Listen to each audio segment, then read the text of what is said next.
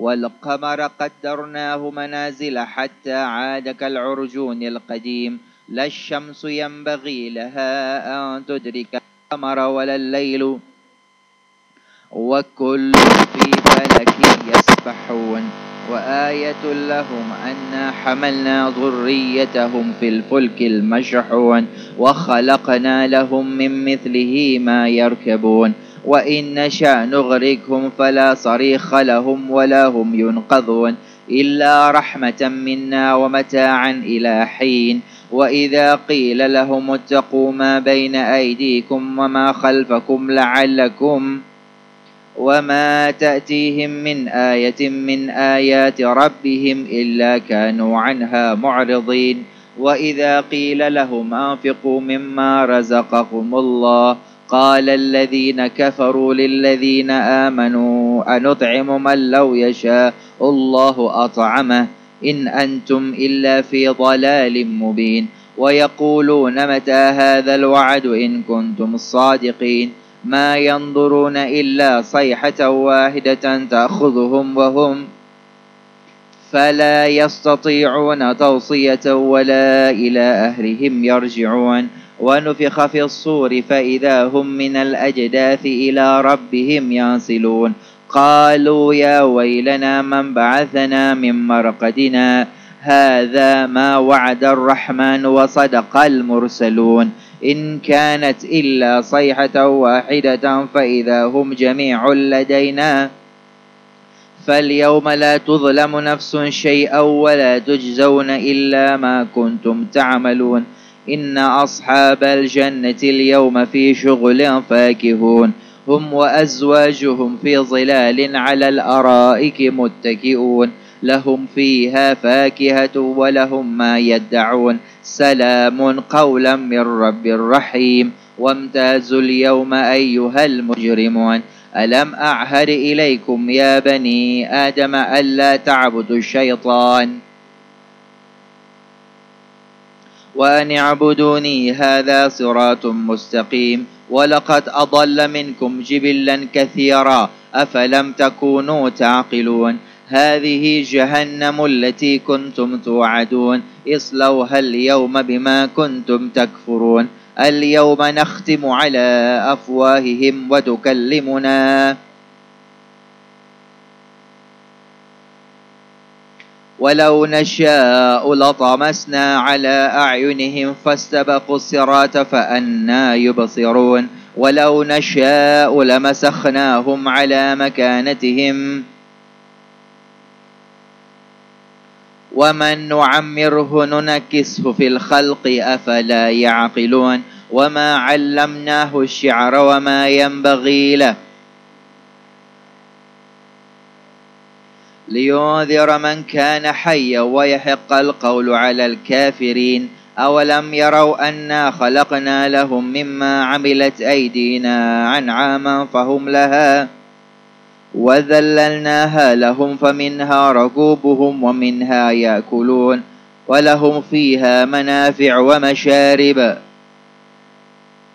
واتخذوا من دون الله آلهة لعلهم ينصرون لا يستطيعون نصرهم وهم لهم جند محضرون فلا يحزنك قولهم إنا نعلم ما يسرون وما يعلنون أولم ير الإنسان أنا خلقناه من نطفة فإذا وضرب لنا مثلا ونسي خلقه قال من يحيي العظام وهي رميم قل يحييها الذي أنشأها أول مرة وهو بكل خلق عليم الذي جعل لكم من الشجر الأخضر نارا فإذا أنتم منه توقدون أوليس الذي خلق السماوات والأرض بقادر على بلى وهو الخلاق العليم إنما أمره إذا أراد شيئا كن فيكون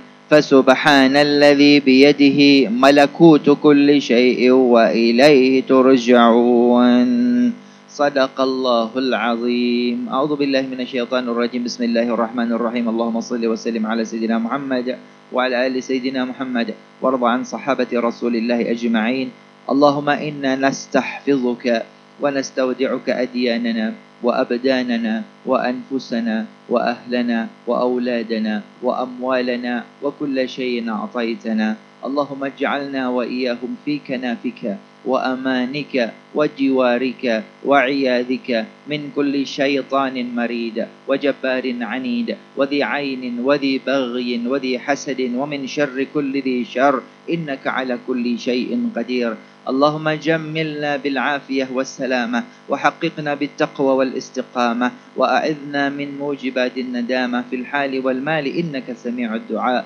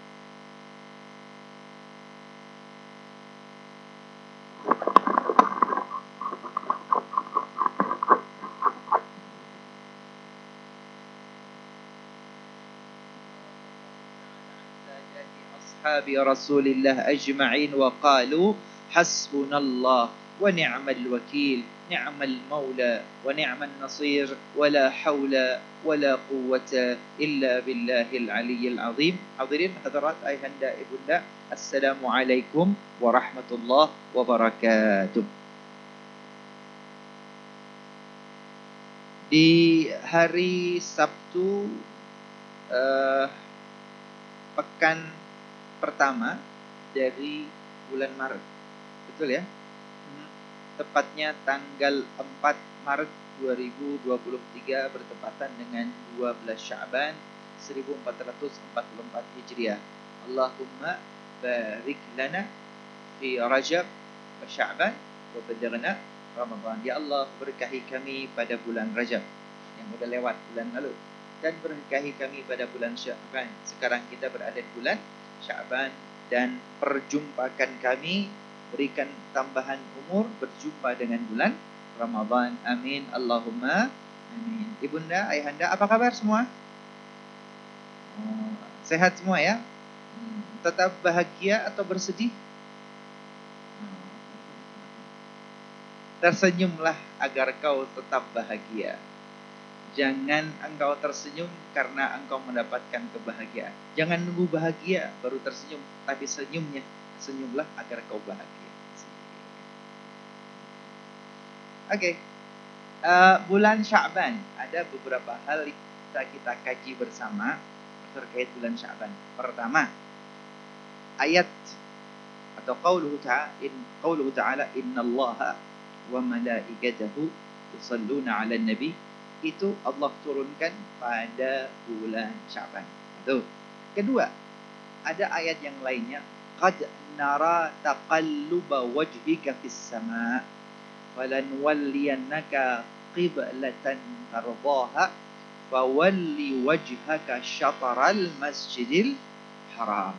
Ayat ini berkait dengan perubahan arah kiblat. Itu juga terjadi pada bulan Sya'ban. Dan yang ketiga, 2 hari ke depan, tentang malam nisfu Sya'ban. 3 kajian dalam 1 pertemuan. Siap? Yo, Pak Foton ini ibu-ibu ini. Gaspol ini ya. Ini gara-gara kemarin Sabtu nggak masuk, jadi Sabtu sekarang gaspol. Oke Bunda, 3 kajian. Yang pertama, yang di depan mata karena 2 hari yang akan datang adalah tentang Ba'lam Nisfu Sya'ban. Kita awali dengan tulis bis, waduh,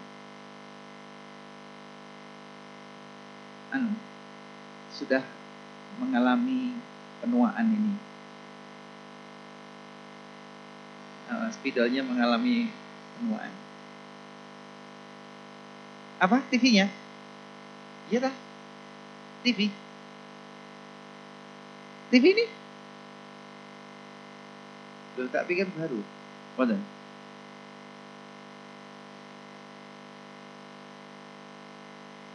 Usianya berapa tahun dia? Oh enggak. Usianya berapa tahun? 45? 45 tahun. Sudah pernah didiagnosa dan ya maksudnya ditanya nih. Ganti apa panelnya? Biasanya dikanibalkan.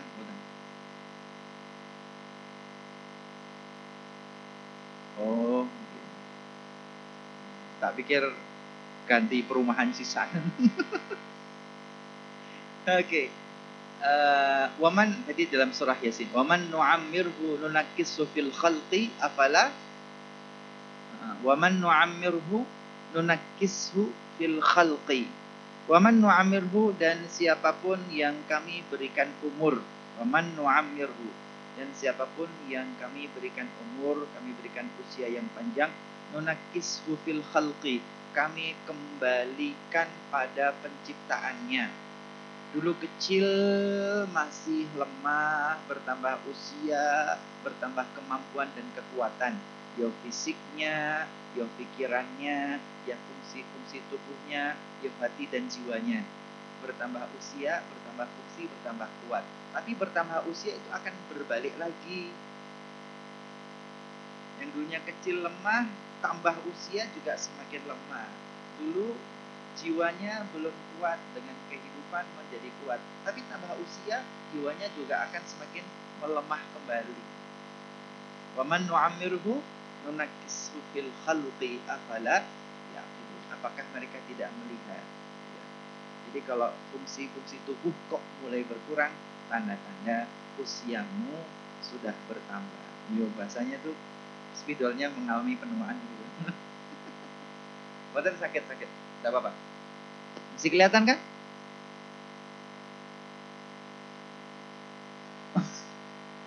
Ya wes, tidak apa-apa, tidak apa-apa. Pelan-pelan akan saya ulang sampai paham. Bunda, pertama Habib ingin sampaikan bahwa sumber utama dalam agama Islam adalah pertama Al-Quran, kedua Al-Hadis, ketiga Al-Ijma', keempat Al-Qiyas. Kan ini sudah pernah disampaikan kan? Ini merefresh. Bunda, Al-Quran udah jelas, mushaf Al-Quran. Tinggal nanti belajar tafsirnya, tekstualis, kontekstualis, tafsir maudhu'i, tematik, tafsir bil-ra'yi, tafsir dengan kecerdasan ilmu pengetahuan, atau tafsir bil ma'thur, tafsir yang bersumber dari nas-nas teks-teks hadis. Oke, nah itu kapan-kapan. Sekarang yang kedua tentang al-hadis. Hadis sesuai dengan perkembangannya ya. Zaman Rasulullah nggak ada yang nulis hadis, tapi Rasulullah bahkan melarang jangan ditulis. Yang boleh ditulis hanya Quran. Zaman Khulafair Rasyidin, Khalifah pertama Abu Bakar, yang meriwayatkan hadis pakai sumpah, wallahi ini hadis.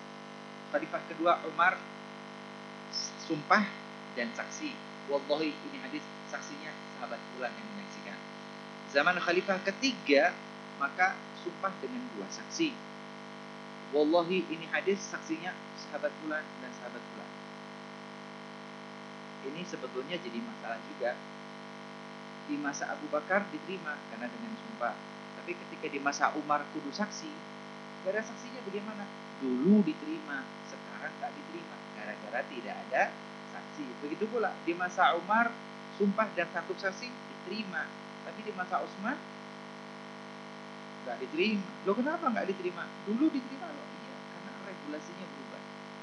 Jadi ketika hadis tidak sampai ke kita atau derajatnya menjadi tidak diterima belum tentu gara-gara yang meriwayatkan atau hadis bermasalah, tapi ada regulasi yang tidak terpenuhi pada hadisnya, nggak ada masalah. Contoh.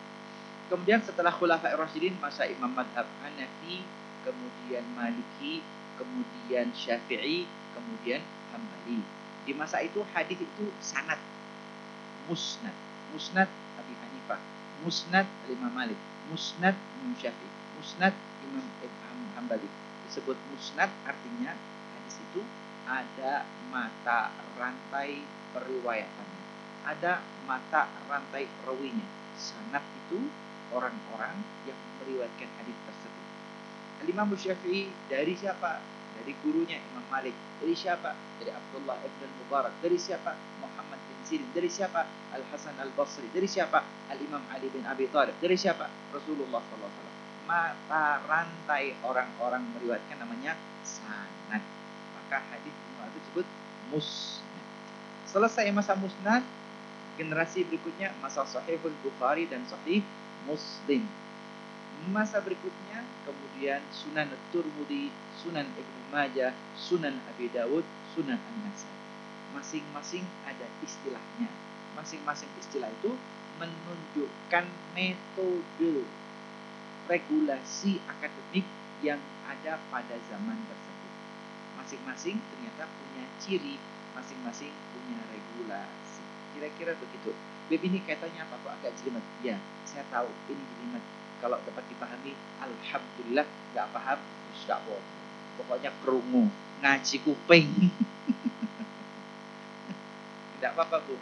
Nanti suatu saat ya. Nanti suatu saat tuh, ini kayaknya dulu saya pernah diajari. Sekarang teringat kembali. Gak apa-apa. Sekarang pokoknya ngaji kuping gitu ya.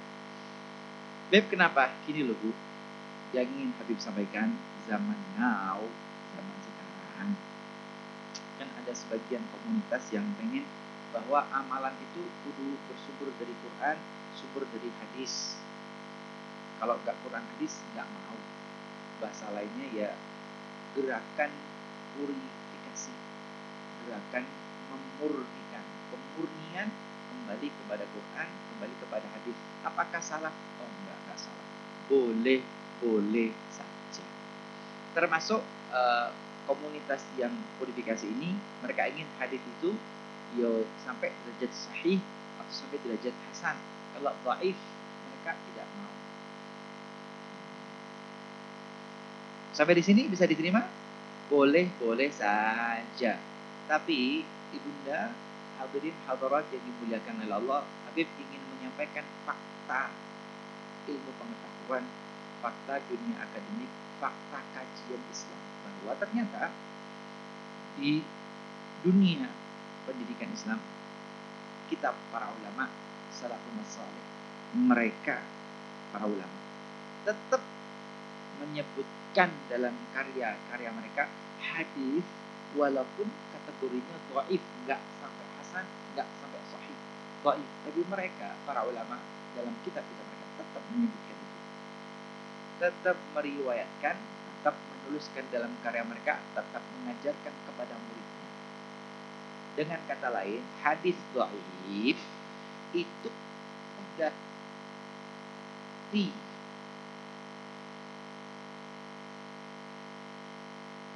disabitkan di amal.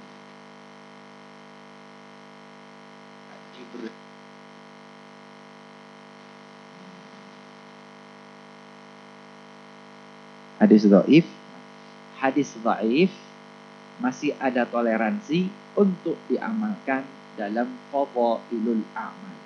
Saya ulangi, hadis dhaif masih ada toleransi untuk disampaikan, ditulis, diajarkan dan diamalkan fi fadhailil a'mal. Bisa dipahami? Berat.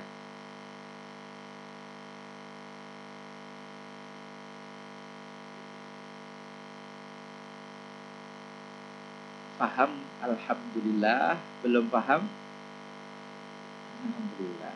Pokok ngaji. langsunglah suwen.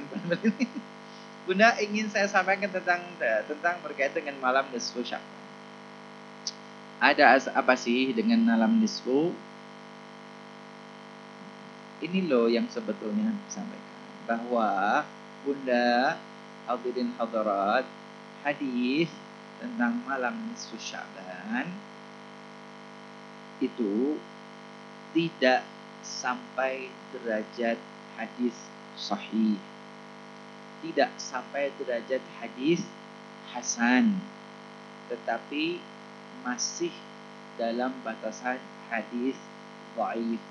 Tetapi para muhaddisin, para ulama, beliau serta meniadakan tentang nisfu Sya'ban totalitas. Gak ada, gak begitu. Tapi tetap beliau meriwayatkan, beliau sampaikan, beliau tuliskan dengan catatan ini hadis tidak sampai derajat sahih atau hasan, atau derajat ini sahih. Contoh salah satunya Al-Imam Al-Baihaqi. Imam siapa, Bu? Imam siapa? Siapa itu?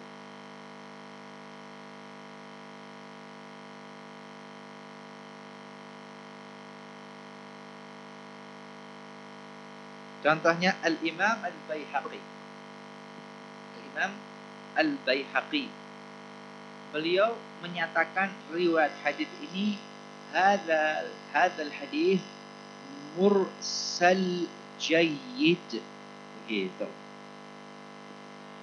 Hadzal hadis mursal jayyid.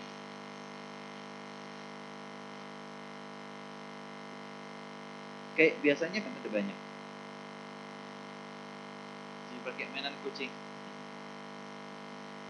Hadzal hadis mursal jayyid. Hadis ini hadis yang mursal, tetapi statusnya jayyid, baik, bagus, bisa diterima.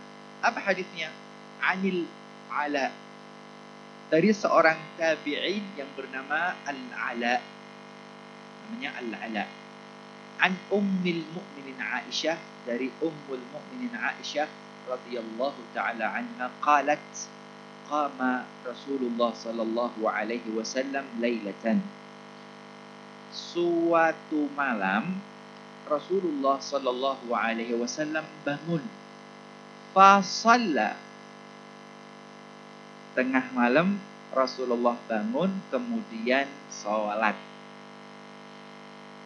Wa atala sujud. Nah, ketika sholat itu Rasul sallallahu alaihi wasallam memperpanjang sujudnya. Hatta dhanantu annahu qubid. Sampai aku kira, aduh, Rasulullah kok sujudnya lama sekali. Jangan-jangan kalau bahasa kita, niki Rasulullah kapundhut. Saking lamanya sujud, beripun? Semampun. Sujudnya kok lama. Aisyah yang berada di tempat tidurnya, innahu qubid, jangan-jangan kepundut Rasulullah. Jangan-jangan beliau enggak ada dalam kondisi sujud. Faqumtu, maka kemudian Ummul Aisyah itu bangun dari tempat tidurnya. Wa harraktu isba'ahu, aku gerakkan, aku sentuh, aku gerak-gerakkan jari Rasulullah sallallahu alaihi wasallam yang saat itu sedang sujud. Bu, Ibu enggak? Jari itu mana? Jari. Bahasa Jawanya driji. Coba drijinya mana? Bangun. Gerakan drijinya. Yang tangannya diangkat dan drijinya bergerak. Habib doakan semoga tangan itu menerima rezeki dari Allah Ta'ala. Ayo angkat tangannya.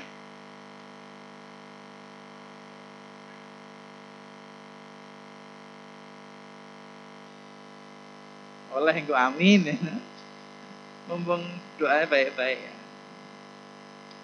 Aisyah bangun dari tempat tidurnya, kemudian beliau gerak-gerakkan jari Rasulullah sallallahu alaihi wasallam, fataharraka.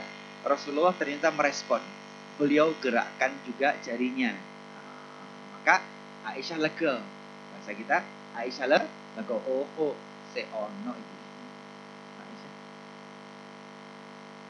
Aisyah merasa lega, oh Rasulullah masih ada. Fakuntu sami'tuhu yaqul. Aisyah kembali ke tempat tidurnya. Aku mendengar Rasulullah itu ketika sujud berdoa, sujud yang panjang itu, Aisyah mengatakan, Allahumma inni a'udhu bika biridhaka min sakhatik. Ya Allah, aku berlindung dengan keridhaanmu. Aku berlindung dengan keridhaanmu dari amarahmu. Wa a'udhu bika bimu'afatika an 'uqubatik. Ya Allah, aku berlindung dengan pintu maafmu dari amarahmu. Wa a'udzu bika minka la uhsi sana'an 'alaika kama athnaita 'ala nafsik. Ya Allah, aku berlindung kepadamu karena aku tidak bisa memuja-muji Engkau sebagaimana Engkau ya Allah memuja-muji dirimu sendiri.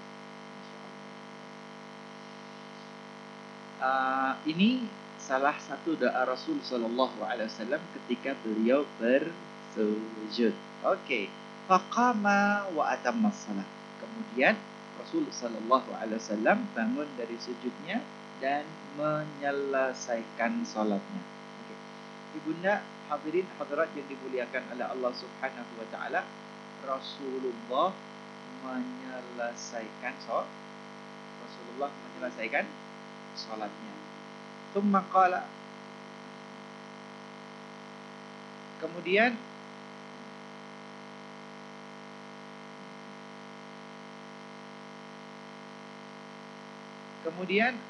Rasulullah sallallahu alaihi wasallam berkata kepada Ummul Mas'ud, "Ya Aisyah, adhananti anna an-nabiy sallallahu alaihi wasallam qad khassa biki?" Selesai sholat, yang sujudnya tadi panjang, yang tadi sampai Aisyah gerak-gerakkan jarinya, selesai ini sholat.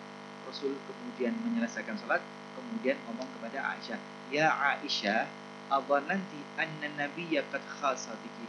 Wahai Aisyah, apakah engkau kira Nabi Muhammad sallallahu alaihi wasallam ini akan berpaling darimu?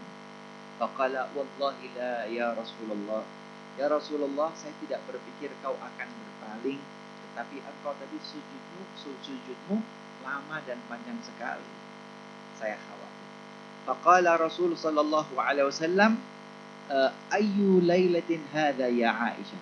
Kemudian ini yang jadi bukti, yang menjadi saksi, yang menjadi syahid, yang menjadi payung hukum kita.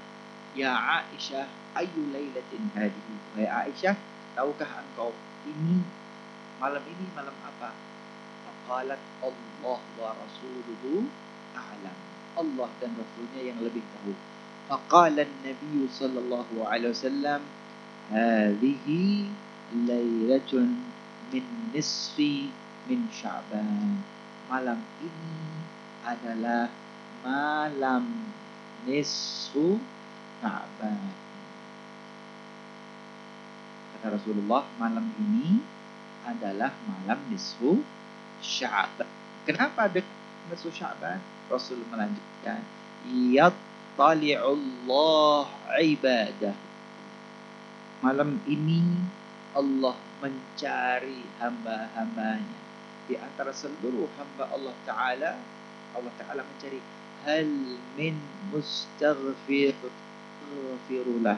Apakah ada di antara hambaku yang minta maghfirah, minta pengampunan? Aghfirullah, aku Allah Ta'ala pasti ampun. Hal min mustarhimin fa'arhamulah. Apakah ada di antara umatku mana yang minta rahmat, mana yang minta welas asih untuk hidupnya? Siapa yang minta welas asih? Siapa yang minta kawelasan sakit, kawelasan saka pangeran? Siapa yang minta? Arhamulah, aku pasti rahmati, aku pasti kasih. Kemudian wa taraka ahlal hiqdi kama hum, dan Allah Ta'ala membiarkan ahlul hiqdi, orang-orang yang punya iri, yang punya dengki, yang punya hasud, kama hum, Allah tinggalkan mereka, Allah biarkan mereka, Allah maghfirah, ampunan, Allah tidak rahmati, Allah tidak kasih sayang hidupnya, Allah akan. ajarkan. Oke. Ini riwayat Al-Imam Al-Baihaqi yang mengatakan mursalun jayyid. Sal dan baik. Bunda, pelajaran apa yang kita pelajari? 1. Ini menyambut nisfu Sya'ban ya. Kapan malam nisfu Sya'ban? Yo tanggal 14 malam 15. Hari Selasa malam Rabu. Oke. Ini hari Sabtu, besok Ahad, Senin, Selasa, 3 hari ke depan. Gitu ya.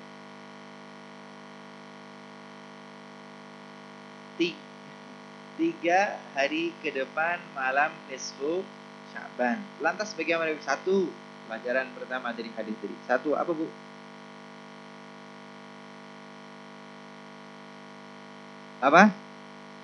Apa dari hadis tadi? Ini dulu. Hasud dan iri. Dengarkan dulu. Ini yang paling penting. Hasud dan iri jangan pernah ada. Karena yang membuat Allah tidak berikan maghfirah, Allah tidak berikan rahmat ketika dalam diri seseorang ada hasud dan nanda iri. Hati-hati. Jadi jangan pernah ada dulu. Ini dulu ya. Ibadah yang lain nyusul, tapi hatinya bersih dulu. Ujung hadisnya kan gitu. Wa taraka ahlal hijdi. Allah tinggalkan orang-orang yang punya rasa iri, yang hasud, yang ini. Allah tinggalkan mereka. Allah tidak beri maghfirah, Allah tidak berrahmat, tidak diampuni, tidak diwelas asih. Ini repot ini yang kedua ini. Kalau kita hidup di dunia menjalani kehidupan kok welas asih dari Allah Ta'ala, tidak dapat rahmat dari Allah Ta'ala, dan binaringan kawelasan sebuah pangeran. Ya Allah udah bilang menunggu. Gini ku itu kan yang penting itu kawelasan sebuah hidup, yang penting kawelasan sudah. Kalau dapat welas asih ya insya Allah aman hidup ini. Maka supaya saya pribadi pengen kawelasan sama pengen dapat welas asih, pengen dapat rahmat. Ini dihilang dulu. Pertama ini hasud, iri, dengki jangan pernah ada. Tapi niku yang mulai deh. Saya cuma bales, jangan. Dia yang mulai pulau mboten napa-napa. Dia yang memulai, saya tidak melakukan apa-apa. Lah biarkan orang cari gara-gara, tapi jangan dituruti dengan beb niku ngisruh. Oke, kekisruhannya jangan mengisruhkan hati. Dia yang jahat, dia kejahatannya jangan menjadikan hatimu jadi orang jahat. Itu yang busuk. Ya jangan jadikan kebusukannya membuat hati ikut-ikutan busuk. Jangan. Sareng-sareng, ayo bersama-sama jaga hati, jangan ada hasud, jangan ada baru kita ngomong nanti amal ibadah yang lainnya. Kita kadang tertipu, amal ibadah macam-macam bagus say, tapi kalau ada ini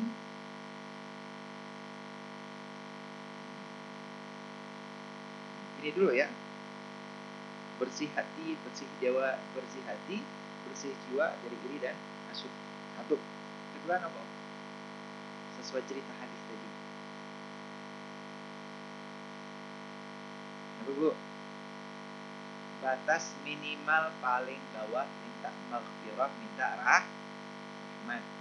Minta maghfirah, katakan minta maghfirah, pengampunan saja. Minta maghfirah niku pripun, Pak, Bu? Istighfar. Astagfirullah. Sakit istighfar apa? Sakit istighfar? Astaghfirullahaladzim. Sakit nulis gini maksudnya. Astaghfirullah. Ya kalau astagfirullahnya bisa ya. Nulis ngeten loh, Bu. Yes, latihan mumpung pendek. Astaghfirullahaladzim. Astaghfirullahaladzim. Artinya saya, ya Allah, saya meminta maghfirah dari dirimu, dari engkau. Astaghfirullahaladzim, meminta maghfirah, minta ampunan dari Allah Subhanahu wa ta'ala. Batas bawah, batas minimal. Tidak iri dan dengki, kemudian minta maghfirah. Ini Habib sampaikan sini, enteng-entengan mawon ya. Enteng-entengan mawon nih. Beb, saya pengen lebih, insya Allah hati mulai tertata mulai hari ini. Minta maghfirah, astagfirullah, insya Allah sakit. Pengen nambah Beb, pengen nambah nomor 3. Saya juga pengen maghfirah dan dapat rahmat. Maghfirah dan rahmat. Ingin ampunan dan kasih sayang Allah Ta'ala. Ribun. Baca nombor.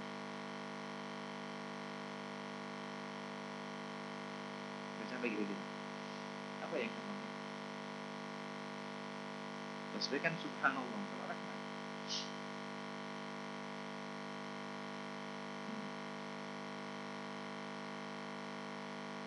Hah?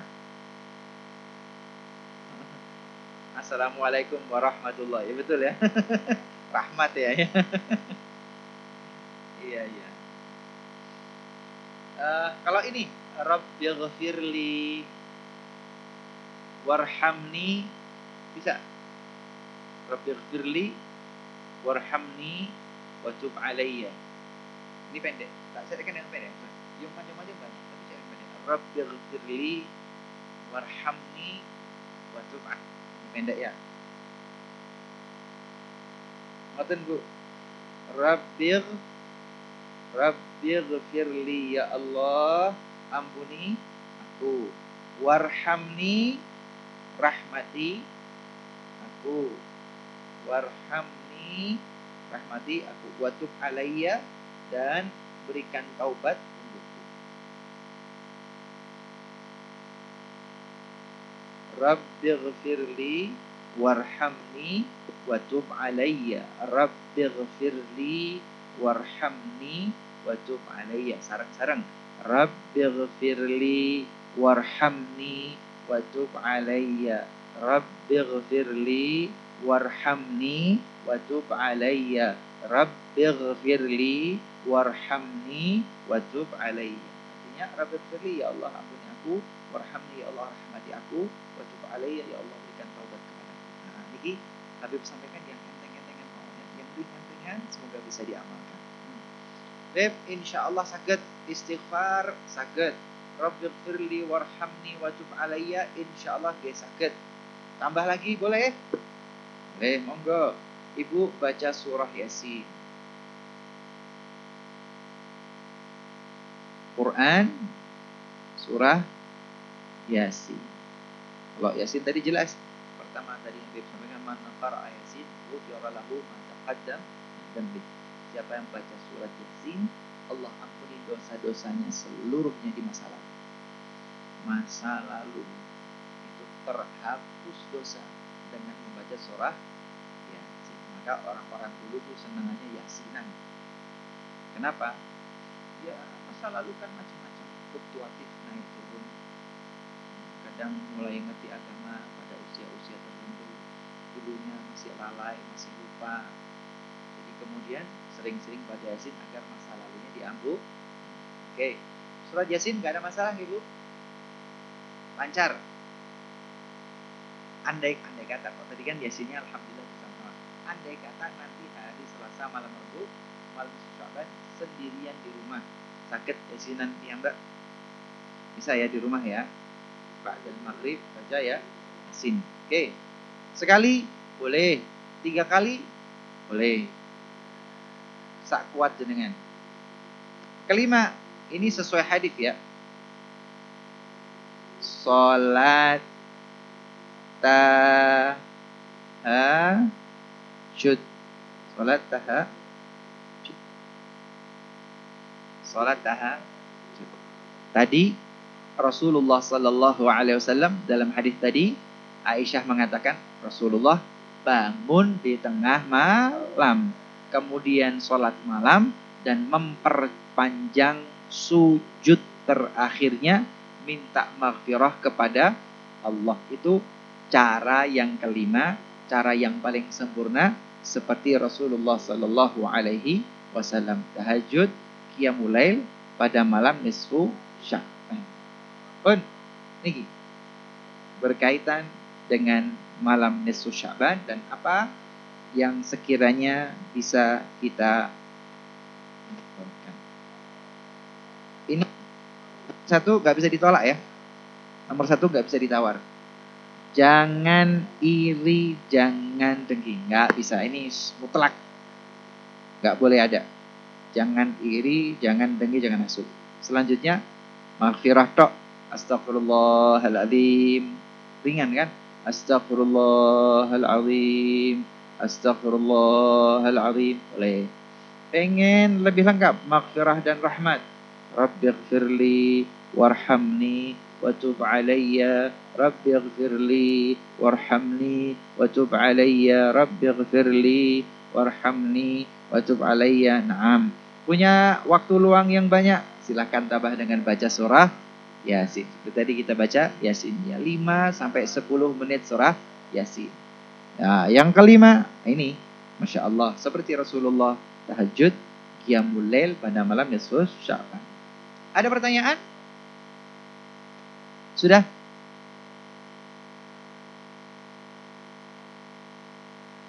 Yang mana? Oh, ini dah. Niki. Beb, berapa kali saya harus membaca istighfar? Berapa kali saya membaca maghfirah dan rahmat? Tidak ada batasan tertentu ya.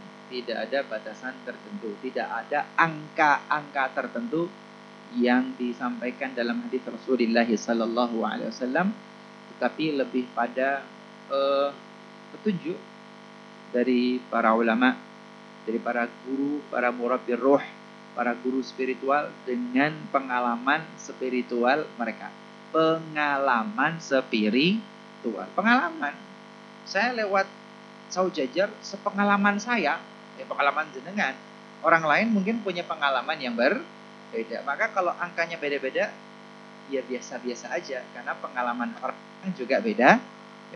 Bunda silahkan, Anda baca 1 boleh, Anda baca 3 boleh, Anda baca ganjil 11, 21, 33 boleh.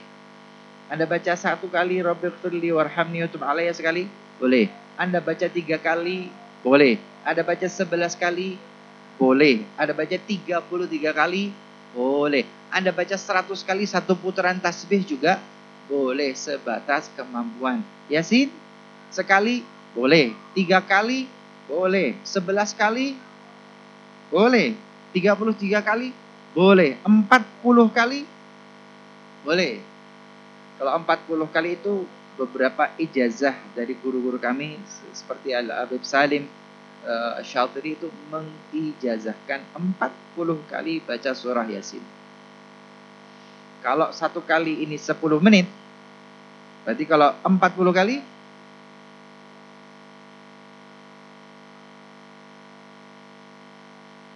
400 menit. 400 menit dibagi 60. 40 bagi 6 berapa? 6 kali 6 36. Ya 6 sampai 7 jam. Berarti kalau baca Yasin 40 kali standar kayak tadi ya sekitar 6 sampai 7 jam. Mulai ba'dal maghrib tambah 7 jam.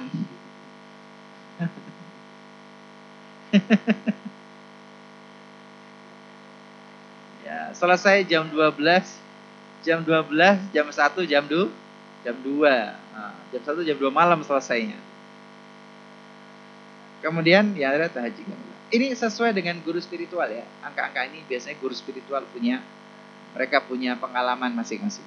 Kira-kira begitu ya. Monggo. Sampun?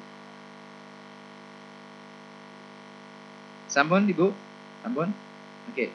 Wallahu ta'ala a'lam bissawab. Mari kita tutup. Kita akhiri dengan kafaratul majlis bersama-sama. Subhanakallahumma wa bihamdika asyhadu an la ilaha illa anta astaghfiruka wa atubu ilaik. Subhana rabbika rabbil izzati amma yasifun wa salamun alal mursalin walhamdulillahi rabbil alamin.